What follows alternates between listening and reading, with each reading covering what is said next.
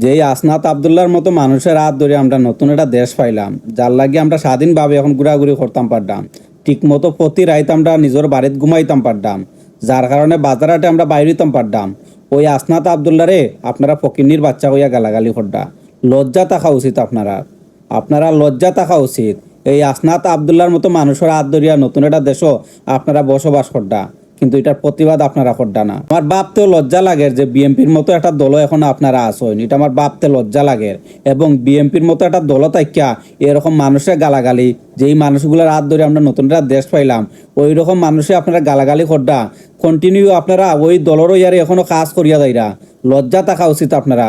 এবং বিএনপির উদ্দেশ্যে আমি একটা কথা কইতাম চাইরাম যে আপনার যে জনপ্রিয়তাটা আছে, এই জনপ্রিয়তাটা নষ্ট করে কিন্তু এই রুমিন ফারখানা অযথা মানুষের লিয়া গালাগালি এবং নোংরা কথাবার্তা বলা, এই জিনিসগুলো আপনারা বন্ধ করেন। তা না হইলে নির্বাচনের আগে আপনারারও ইন্ডিয়ার দিকে যাওয়া লাগবো। নির্বাচনের আগে আপনারারে ইন্ডিয়ার টিকিট ধরাই দিব। যেই মানুষগুলা বন্দুকের নলর সামনে তাইকার নেতৃত্ব দিছিল, দিয়ে এই দেশটা স্বাধীন করছে, এই মানুষগুলারে আপনারা ফকিনির বাচ্চা গাইলিরা। লজ্জা থাকা উচিত আপনারা। এইরকম মানুষ আবার বিএনপির মধ্যে এখন পর্যন্ত আছে।